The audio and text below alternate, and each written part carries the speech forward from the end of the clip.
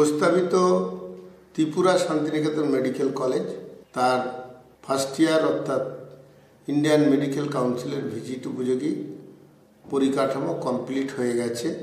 শিক্ষক শিক্ষিকা অর্থাৎ ডাক্তারবাবু রিক্রুটমেন্ট নবস অনুসারে প্রায় সমাপ্তির পথে। আমাদের বেশ কিছু ম্যানপাওয়ার ত্রিপুরাতে কাজ করছেন। এই ম্যানপাওয়ারকে আমি বোলপুরে ফিরিয়ে আনতে চাইছি। এই লক্ষ্যে আমরা আমাদের প্রস্তাবিত মেডিকেল কলেজে কিছুদিন আগে থেকে স্কিল এবং মাল্টি স্কিলের ট্রেনিং শুরু করেছি। আনন্দের সঙ্গে জানাই 200 ছেলে মেয়ে ট্রেনিং নিচ্ছে।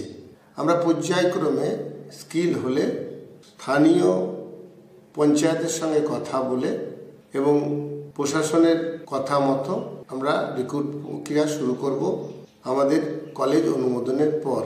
তাই এই বিধানসভার অধিকাংশ বেকার ছেলে মেয়েকে আমি আবেদন করব, আপনারা ট্রেনিং নিন।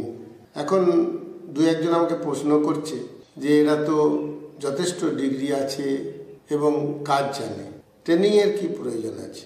এডুকেশনে একটা পড়াশোনা হয়, শিল্পে কাজ করতে গেলে আরেকটু স্কিল হতে হয়। এই এডুকেশনের সঙ্গে শিল্পের যে স্কিল গ্যাপটা থাকে ওটা অ্যানালাইসিস করে আমরা ট্রেনিংগুলি শুরু করেছি।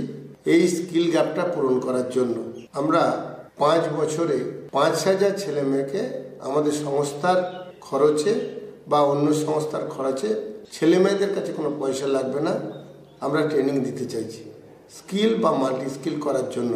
এবং ওখান থেকে আমরা নিজেদের সংস্থাতেই 2000 ছেলে মেয়েকে 5 বছরে রিক্রুট করতে পারবো, আমি নিশ্চিত। এই 2000 ছেলে মেয়ে রিক্রুট হবে স্থানীয় প্রশাসন বা পঞ্চায়েতের সহমত ভিত্তিতে। অবশ্যই ছেলেটিকে স্কিল হতে হবে এবং রাজ্য সরকার বা লোকাল যে স্তরের প্রশাসন তেনাদের কথা মতো আমরা সমস্ত রিক্রুটমেন্টটাই ত্রিপুরা থেকেই করব। যে ম্যানপাওয়ার আমাকে ওখানে সাপোর্ট করতে গেছে, অনুমোদনের পর যখন আমরা রিক্রুটমেন্ট শুরু করব, সমস্ত ম্যানপাওয়ারটাই আমরা বোলপুরে রিটার্ন নেব। কারণ এখানেও আমার ম্যানপাওয়ারের যথেষ্ট প্রয়োজন আছে। তাছাড়াও বেশ কিছু জায়গায় আমরা ডেভেলপমেন্টের কাজ শুরু করছি। যেহেতু প্রচুর সংখ্যক ছেলে মেয়ে বেকার এবং স্কিল ট্রেনিং নিলে তারা কর্ম উপযোগী হয়ে যাবে, প্রতি সপ্তাহেই আমরা কাউন্সেলিংয়ের জন্য একটা করে অ্যাওয়ারনেস ক্যাম্প করছি।